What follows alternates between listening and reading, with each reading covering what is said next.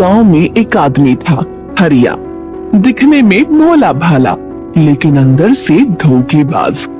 शकरकंदी बेचता था, पर तराजू में चुंबक लगाकर। वजन कम, पैसे पूरे। अरे यार, ये शकरकंदी तो 1 किलो नहीं लग रही। अरे भाई 1 किलो ही है। तुम्हारी आंखें हैं या बटन, सही से देखो। अच्छा अच्छा ठीक है। भोले भाले लोग सोचते हैं कि हरिया ईमानदार है। हरिया तो दूसरों से दुगना मुनाफा कमाता है। मजा ही आ गया। लेकिन जब गर्मियां आईं, तो शकरकंदी का बिकना लगभग खत्म हो गया। अब शकरकंदी का क्या करोगे? गर्मी में सब जूस पीते हैं, इसे तो कोई पूछता ही नहीं। लेकिन बेचो क्या फिर? मुझे तो कुछ समझ में नहीं आ रहा है। गन्ने का जूस क्यों नहीं बेचते? गर्मी में धड़ाधड़ बिकता है गन्ने का जूस। हरिया की आंखों में लालच की बिजली कौंधी। वो उठा और हंसते हुए बोला, वाह रे सविता, तूने तो सोने की चिड़िया दिखा दी। गन्ने का जूस, हाँ वो तो गर्मी में सब पीते हैं। हाँ तो फटाफट उसका इंतजाम कर ले, इससे पहले कि घर में खाने को ना बचे। मतलब सीधा सीधा जूस बेचेंगे तो उतना फायदा नहीं होगा ना। एक आइडिया है मेरे पास। शुरुआत वैसे ही करो जैसे बिकता है जूस। छोटा गिलास 10 का, बड़ा 20 का। और फिर एक चैलेंज रखो, 1 रुपए में गन्ने का जूस पीने का। शर्त ये होगी कि जो कोई लगातार 10 गिलास पी जाएगा, उसे सिर्फ 1 रुपया देना होगा।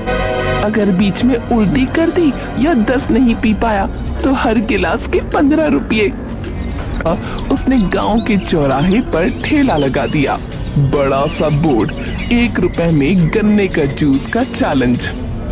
अरे आओ आओ, अरे गर्मी से राहत सिर्फ 1 रुपए में भैया। अरे 1 रुपए में, अरे ताऊ, अरे भाई हो, अरे बैग वाले भैया, अरे आओ आओ, कहाँ जा रहे हो? अरे भैया आओ। अरे देख हरिया, आज तेरे पैर उखाड़ देता हूँ। 10 ग्लास, अरे मैं 20 पी जाऊंगा भाई। चलिए देखते हैं मंगल भाई, देख लेते।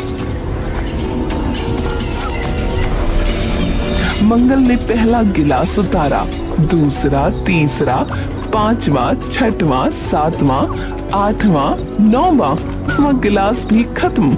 मंगल ने 1 रुपया निकालकर हरिया के हाथ पर दे मारा। वाह भाई वाह, 1 रुपए में 10 ग्लास। जिंदाबाद हरिया, जिंदाबाद। अरे हाय हाय, अरे ये तो पी गया कमबख्त।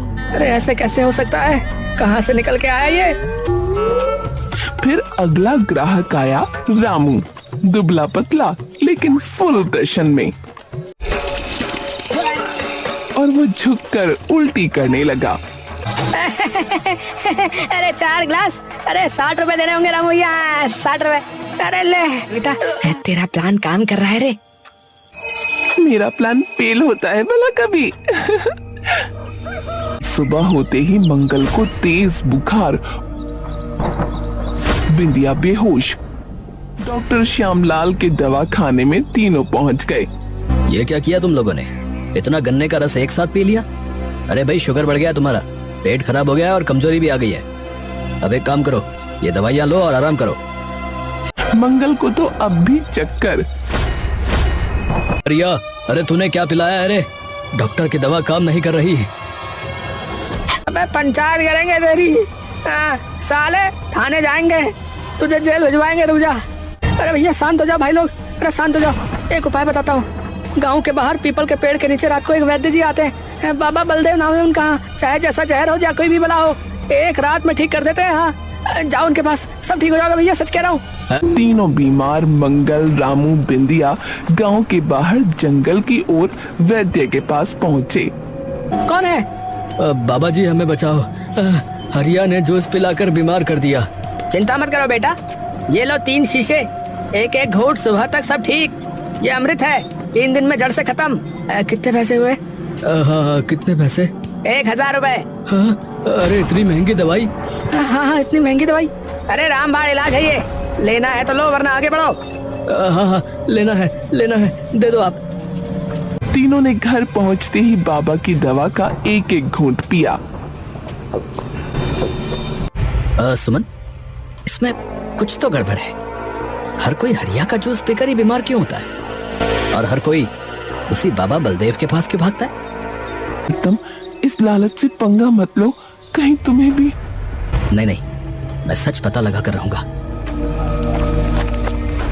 पहली रात नरोत्तम ने हरिया के घर का रुख किया, पर सब सामान्य था। उसे कुछ नहीं मिला। सुबह उसने तय कर लिया अब वो खुद जूस पिएगा। हरिया भाई, बस 10 रुपए वाला एक साधारण गिलास देना। कोई चैलेंज नहीं है। ये लो भाई, ताजा निचोड़ा, ये लो। होते पेट दर्द शुरू। रात तक बिस्तर पर लुढ़कता, उल्टियां, बुखार। सुमन रो रही थी। मैंने कहा था ना तुझे, अब देख ले। सुमन, मुझे बाबा बलदेव के पास ले चल, लेकिन एक शर्त है, मैं पहले डॉक्टर श्यामलाल जी के पास भी चलूंगा। डॉक्टर ने दवा दी, लेकिन कोई फर्क नहीं पड़ा। तब सुमन उसे बाबा बलदेव के पास ले गई। नरोत्तम ने बाबा से दवा तो ली, पर वहां से हिला नहीं। बाबा जी, आप कहाँ रहते हैं? दिन में क्यों नहीं आते? सिर्फ हरिया का जूस पीने वाले ही आपके पास क्यों आते हैं? अरे बहुत सवाल पूछते हो बेटा, दवा लो और जाओ। नहीं बाबा, बिना जवाब दिए मैं नहीं जाऊंगा। हाँ तो भी ठीक है, तुम्हारी जैसी मर्जी, यहाँ बैठे रहो, मुझे क्या। फिर पीपल के तने के पीछे जाकर छुप गया।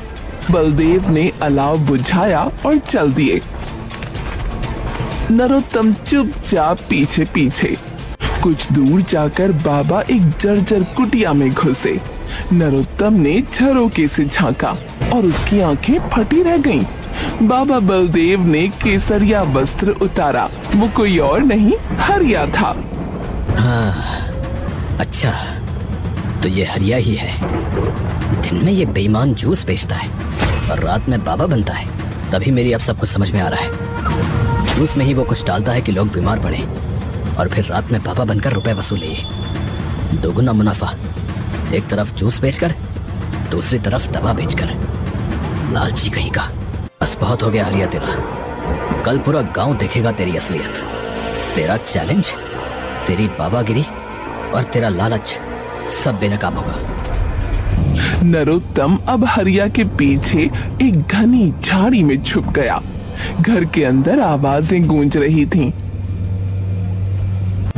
हे भगवान, आज फिर 6 लोग आए, 6000 रुपए पक्के, और दिन में चैलेंज से भी अच्छे रुपए बनी गए। किसी को शक तो नहीं हुआ? अरे यार तुम चुप रहो यार सविता। नरोत्तम के कान खड़े हो गए। उसने और ध्यान से सुना। हरिया अब बढ़ चढ़ कर बता रहा था। अरे यार तुम मेरे को बोले जा रही हो, बात सुन लो। तुम्हारे आइडिया से ही मैं गन्ने के जूस में एक खास जहरीली जड़ी बूटी मिलाता हूँ, समझी? और वो जो जहरीली घास है वो बहुत कम मात्रा में भी पेट में जाकर उल्टी, बुखार, कमजोरी वगैरह कर देती है। कोई डॉक्टर इलाज नहीं कर सकता उसका। और इस बीमारी का इलाज सिर्फ दूसरी जड़ी बूटी से होता है, वो है संजीवन घास, जो मैं रात में बाबा बनकर बेचता हूँ और लोग खुश होकर के रुपए दे देते, क्योंकि मेरी पत्नी चालाक लोमड़ी जो है। हाँ, पहले तो सिर्फ चैलेंज वाले में मिलाते थे, पर अब जब से चैलेंज बंद हुआ है तो सब में मिलाना पड़ रहा है। कहीं कोई मर ना जाए। अरे कोई नहीं मरेगा, मैंने सही मात्रा रखी हुई है। हाँ। क्या हुआ? तू कांप क्यों रहा है? सुमन, हरिया ही बाबा बलदेव है। जूस में जहर डालता है दिन में, और फिर रात को 1000 रुपए में दवा बेचता है। ये तो सांप है सुमन, सांप। यानी हम सब उसी के चक्कर में? हाय राम। नरोत्तम पूरी तरह ठीक हो चुका था। उसने प्लान बनाया और सीधा हरिया के ठेले पर पहुंचा। हरिया उसे देखकर थोड़ा घबराया, लेकिन नरोत्तम ने सामान्य व्यवहार किया। अरे हरिया भाई, अरे कैसे हो? एक गिलास जूस देना। रोज तो तुम सबको पिलाते हो, पर मैंने देखा है कि कभी खुद नहीं पीते। चलो आज तुम भी पी लो साथ में, गर्मी में बहुत फायदा होता है। अरे नहीं भाई, मुझे नहीं पीनी। मुझे ना एलर्जी है। हाँ। अरे कैसी एलर्जी है? चलो मैं पिलाता हूँ। इतना कहते ही नरोत्तम ने जबरदस्ती उसके मुंह में एक गिलास जूस उड़ेल दिया। अरे इतना डर क्यों रहे भाई? यही जूस तो तुम रोज सबको पिलाते हो। अगर तुम्हें कुछ हो जाए तो रात को वैद्य बाबा के पास चले जाएंगे दोनों भाई। हैं? मैं भी तेरे साथ चलूंगा ना। कल मैं खुद बीमार हुआ था, बाबा ने ठीक कर दिया भाई, तो तुझे भला क्या ही होगा। वो भागने लगा। अरे हरिया भाई, अरे चल यार, बाबा के पास चलते हैं, इलाज करा लेते हैं। हरिया डर गया, पर नरोत्तम गांव के कई लोगों को बुला लाया। मंगल, बिंदिया, रामू, सब के सब लोग हरिया को लेकर पीपल के पेड़ के पास पहुंचे, पर वहां कोई नहीं था। सबको उसी कुटिया में ले गया। अंदर केसरिया वस्त्र, नकली दाढ़ी, नकली बाल, शीशियां, विषांगन और संजीवनी घास रखे थे। असली बाबा बलदेव का खजाना, और असली बाबा कोई और नहीं, ये हरिया ही है। हरिया मुंह लटकाए पड़ा था। सविता भी वहीं खड़ी थी। सबको सच समझ में आ गया। मन तो कर रहा है इसको यहीं धूस धूस के ना भूसा बना दो इसका। हाँ, पर मैं जो है ना कानून हाथ में नहीं लेना चाहता, समझे? चलो पंचायत बुलाओ कल। अगली सुबह हरिया और सविता गांव छोड़कर चले गए, कभी लौट कर नहीं आए।